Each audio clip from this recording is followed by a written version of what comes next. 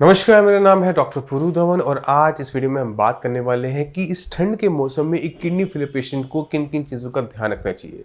ये ठंड का मौसम हर साल आता है और इस जैसे जैसे ये मौसम आता है कुछ ऐसी चीज़ें होती हैं जो अक्सर हमें किडनी फेलियर पेशेंट में देखने को मिलती है। तो शुरुआत करते हैं सबसे पहले क्रिएटिनिन से। अक्सर पेशेंट की क्रिएटिनिन के लेवल बढ़ते हुए देखने को मिलते हैं। अब सवाल उठता है कि ठंड के अंदर क्रिएटिनिन का लेवल क्यों बढ़ता है।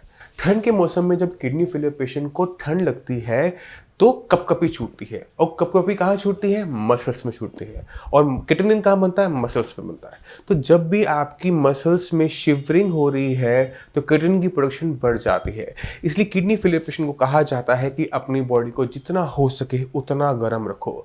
आपके दो पसीने छूट जाएं वो ज़्यादा इंपॉर्टेंट है, बट आपको ठंड किसी भी कीमत पे नहीं लगनी चाहिए। इसके साथ साथ ठंड के मौसम के अंदर बुखार बहुत कॉमनली देखने को मिलता है कि गला खराब हो गया, जुकाम हो गया। जब भी गला खराब होता है, जुकाम होता है, हमारी बॉडी का जो टेम्परेचर है वो थोड़ा सा बढ़ जाता है। आप थर्मामीटर लगाएंगे, टेम्परेचर 99 आ रहा होगा। अब कहने के लिए बुखार है और कहने के लिए बुखार नहीं है, मगर 99 के बुखार के अंदर आपने एक चीज़ नोटिस की होगी कि आपकी जो मसल्स हैं, मांसपेशियाँ हैं, वहाँ पर दर्द बना रहता है, आपकी कमर में दर्द होता है। और ये जो मांसपेशियों में जो दर्द बना, जो बुखार हुआ, जो आपका टेम्परेचर बढ़ा, उससे भी आपकी बॉडी के अंदर क्रिएटिनिन की प्रोडक्शन बढ़ जाती है।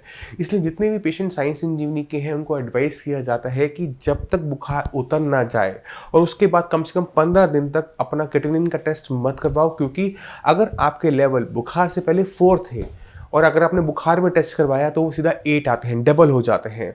और उसको नीचे आने में, अपने पुराने लेवल 4 पर आने में तकरीबन 15 दिन का टाइम लग जाता है। तो जब तक बुखार उतरने के बाद अगले 15 दिन तक कोई टेस्ट नहीं, क्योंकि जब हम करवाएंगे ठीक आएगा। अगर आपके लेवल बहुत ज़्यादा है, बहुत ज़्यादा दिक्कत हो रही है, तो आपने टेस्ट को अवॉइड नहीं करना। फिर चाहे जो भी दिक्कत हो, जो भी लेवल हो, हम उसको काम करेंगे। इसके साथ साथ ठंड के मौसम में एक चीज़ का और ध्यान रखना चाहिए, वो है खाने पीने का। ठंड के मौसम में हमारी भूख बहुत बढ़ जाती है, हम कुछ भी खाना शुरू कर देते हैं। और ये किडनी फेलियर पेशेंट के ट्रीटमेंट के अंदर डाइट का जो रोल होता है वो 50% होता है। अब सर्दी के मौसम में किडनी फेलियर के पेशेंट एक खास दिक्कत, एक खास टाइप का खाना खाना शुरू करते हैं और उसमें आता है गुड़। गुड़ जो है सर्दी में ज़्यादा खाया जाता है, पेशेंट खा रहा है, मगर पेशेंट को ये नहीं पता होता कि वो जो गुड़ खा रहा है उसे किडनी का कोई नुकसान नहीं होगा, मगर उस किडनी जो पहले ख़राब हो चुकी है और गुड़ खाने से पेशेंट को हार्ट अटैक आ जाएगा। क्यों आता है, मैं आपको समझाने की कोशिश करता हूँ। देखिए, हमारी बॉडी में एक चीज़ होती है जिसे हम कहते हैं पोटेशियम। पोटेशियम हमारी मांसपेशियों को ताकत देता है। अब जब ये सही अमाउंट में है तब, अगर ये बॉडी में ज़्यादा हो जाता है तो हमारी मांसपेशियों को ये थका देता है, उनमें जो मूवमेंट करने की क्षमता है उसे गिरा देता है। अब हमारा जो हार्ट है, जो हर टाइम हमें हमारे पूरी बॉडी में ब्लड को पंप करता है, वो भी मांसपेशियों का बना होता है। अब जब आप गुड़ खा रहे हैं उसमें पोटेशियम की अमाउंट ज़्यादा है। पोटेशियम जब हमारी बॉडी में ज़्यादा जाएगा, किडनी काम नहीं कर रही, उसको सही तरीके से कंट्रोल नहीं कर पाएगी और पोटेशियम की मात्रा हमारी बॉडी में बढ़ जाएगी। ये बढ़ा हुआ पोटेशियम हमारी सारी मांसपेशियों को ढीला कर देगा। हमारे हाथ पैर चलाने में, हमारे चलने में, बोलने में, सब में दिक्कत महसूस करनी शुरू करेंगे और हमारी हार्ट बीट में भी इसका असर पड़ेगा। अगर पोटेशियम ज़्यादा हो जाए और ये हार्ट की जो मूवमेंट है बंद हो जाए तो ब्लड का फ्लो बंद हो गया, कार्डिक अरेस्ट हो गया और पेशेंट एक्सपायर कर जाता है। यहाँ पे पेशेंट किया एक्सपायर कार्डिक अरेस्ट से, मगर कार्डिक अरेस्ट क्यों हुआ, क्योंकि पेशेंट की किडनी काम नहीं करती और वो पेशेंट ने गुड़ जैसा हाई पोटेशियम चीज़ खा ली।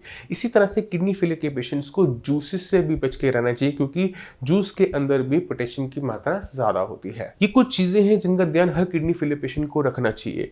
जिन पेशेंट का जो ट्रीटमेंट साइंस इंजीनियरिंग से चल रहा है वो अपनी बॉडी को बहुत अच्छे तरीके से गर्म रखेंगे, कैप्स पहनेंगे, ग्लव्स पहनेंगे और जितना हो सके अपने आप को ज़्यादा खाने से बचाएंगे। जितनी आपकी बॉडी की रिक्वायरमेंट है उतना खाना हमने देना है, खाना बंद नहीं करना। जो खाना आपको बताया जाता है आप उसे फॉलो करेंगे, आपको किसी टाइप की दिक्कत नहीं आएगी।